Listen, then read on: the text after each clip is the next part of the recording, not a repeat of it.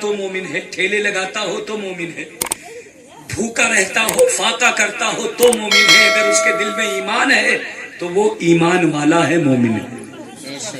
اللہ و رسول کا اگر وہ کلمہ پڑھتا ہے تو اس کا رشتہ رسول اللہ سے جڑا ہوا ہے. میرے بھائیوں, مومن کا دل دکھانا, میرے نبی فرماتے ہیں اس نے میرا دل دکھایا. ومن اذانی فقط اذى اللہ, جس نے میرا دل دکھایا اس نے اللہ کو تکلیف دی. حضرات محترم ذرا سوچئے, آپ مومن کو ستا کر کسے کسے تکلیف پہنچاتے ہیں, کہاں کہاں آپ تکلیف پہنچاتے ہیں, کس کا دل توڑتے ہیں. آپ تو یہ سمجھتے ہیں کہ میں نے سامنے والے کو پریشان کر دیا, میں نے جیت حاصل کر لی ہے. آپ یہ سوچ رہے ہیں اسے گرفتار کر کے تھانے پہنچا دیا, میں نے اسے تھانے پہنچا دیا, ہمیں جیت مل گئی ہے, ہم کامیاب ہو گئے ہیں.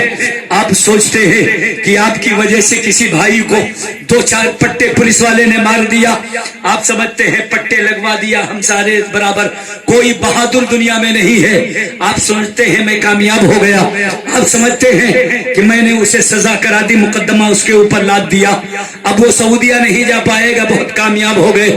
مگر میرے نبی فرماتے ہیں کہ تم نے اگر مومن کا دل دکھایا ہے, اگر آپ نے تکلیف پہنچائی ہے تو صرف اس مومن کو ہی نہیں بلکہ تم نے اپنے رحمت والے نبی کو تکلیف پہنچا دی ہے, میرے آقا کو تکلیف پہنچا دی ہے. جن سے آپ کو شفاعت کی امید ہے اس نبی کو تکلیف پہنچا دی ہے.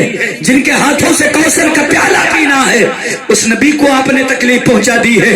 جس نبی سے آپ یہ امید رکھتے ہیں کہ مصطفیٰ جنت میں ہمیں لے کر کے جائیں گے اور ان کے کرم سے ہم بخشے جائیں گے, جس نبی کے کرم کا عالم یہ ہے کہ ڈر تھا کہ عیسیٰ کی سزا اب ہوگی یا روزے جزا, دی ان کی رحمت نے صدا, یہ بھی نہیں وہ بھی نہیں. کیا بات ہے, نعرہ تکبیر, نعرہ رسالت, مسلک اعلیٰ حضرت, مسلک اعلیٰ حضرت, علماء اہل سنت, سبحان اللہ سبحان اللہ. بے شک آپ نے اس نبی کے دل کو ٹھیس پہنچائی ہے, اسے تکلیف پہنچائی ہے, اس لیے آپس میں لڑنا جھگڑنا بند کریں, دل کو ٹھیس نہ پہنچائیں, تانے نہ مارا کریں, دکھاوا نہ کریں. میرے نبی فرماتے ہیں یہاں پر ان کا مقصد صحابی کا یہ نہیں تھا کہ وہ کسی کو دکھا کر کے ان کے دل کو ٹھیس پہنچاتے, کسی کو دکھا کر کے ان کا دل توڑتے, بلکہ میرے نبی نے کہا ہو سکتا ہے کوئی یتیم بچہ ہو اس کا دل بھر آئے, اس لیے تم یہ کام اکیلے میں کیا کرو. نبی نے فرمایا کہ اگر تم سالن بناؤ تو اس کا شوربہ پتلا کر دو, روٹی تو اگر آپ نے سوکھا بنایا ہے تو بھی کھائی جائے گی, اگر شوربہ بڑھایا تو بھی کھائی جائے گی. میرے آقا فرماتے ہیں سالن بڑھا دیا کرو اور چند پیالے پڑوسیوں کو بھی دے دیا کرو, کہیں ان کے بچوں نے آپ کے یہاں سالن کی مہک سون کر ایسا تو نہیں ہے کہ گھر میں ضد کی ہو اور وہ غیرت مند اپنا دل مار کر رہ گیا ہو, آپ کے یہاں مانگنے نہ آیا ہو. وہ غیرت مند اپنی غیرت و خودداری کو دبائے ہوئے اپنے گھر میں اپنے بچے کو دیکھ کر کے اپنی بے بسی پہ کہیں اس کا درد چھلک آیا تو یقین جانو کہ اس کے درد سے اللہ رب العزت کا کہ عرش سے وہ تھا درد ٹکراتا ہے اور اللہ رب العزت فیصلہ فرماتا ہے. کیا فیصلہ ہو سکتا ہے کوئی سمجھ نہیں سکتا. میرے آقا فرماتے ہیں کہ اپنے یہاں سالن بڑھا لیا کرو, پڑوسیوں میں سالن بھیج دیا کرو. آقا کریم فرماتے ہیں کہ جب تمہارے پڑوسی سامنے ہوں تو ان کے سامنے اپنے دولت کا اظہار نہ کیا کرو, کسی غریبوں کے سامنے کسی غریب کے سامنے اپنی دولت کی نمائش نہ کیا کرو, دکھاوا نہ کیا کرو اور دکھا کر کے کسی کا دل نہ توڑا کرو. اگر آپ پھل فروٹ لاتے ہیں اپنے بچوں کو اپنے گھر میں کھلائیں, ایسا نہیں اپنے بچوں کو دے کر کے باہر آپ نے بھیج دیا اور وہ دوسرے پڑوس کے بچے دیکھ کر کے اپنے ماں باپ سے ضد کریں اور ان کا دل ٹوٹے.